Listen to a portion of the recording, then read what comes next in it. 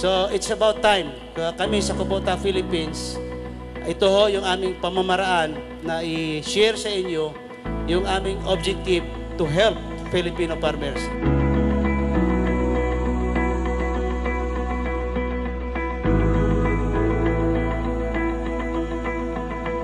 I'm happy to report sa ating mga suki na yung Equity Machineries is our #1 dealer nationwide for the past 6 consecutive years. Palakpakan po natin.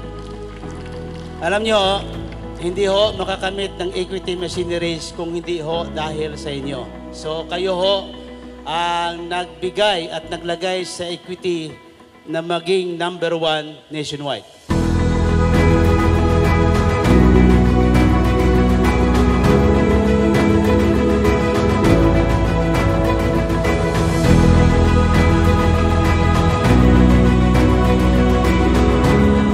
Technology, know-how, the wisdom, i-share po natin ano makabago. And we are going to continue educating our farmers. Kung ano po yung bago, kailangan tingnan po nyo. And this time, I believe that both the Equity Machineries and Kubota are trying to provide some information regarding technology innovations. Sana po ay mapag-aralan po natin ang mga bagay na ito.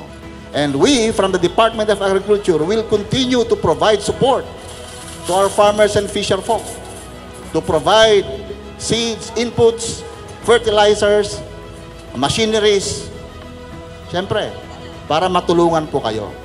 And kagaya po ng sinabi ng ating representative ng ating Kubota Philippines Incorporated, nang dahil din po sa inyo, #1 po tayo na Kubota dealer nationwide for 6 consecutive years. At dahil dito po, we deserve na palakpakan po yung ating mga sarili. So may we give ourselves a round of applause po.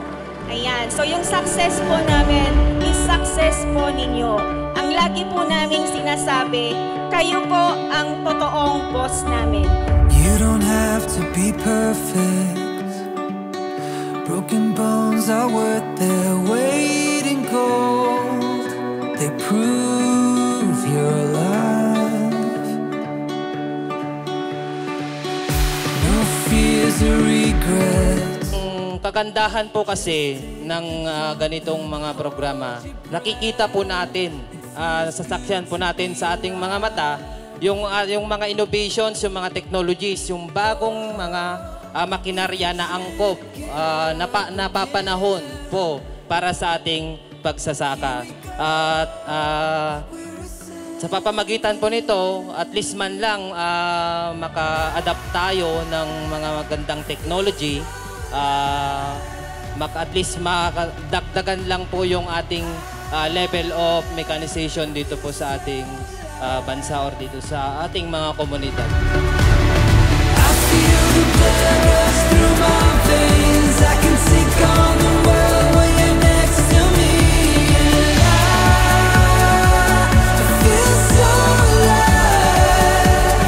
I feel so alive.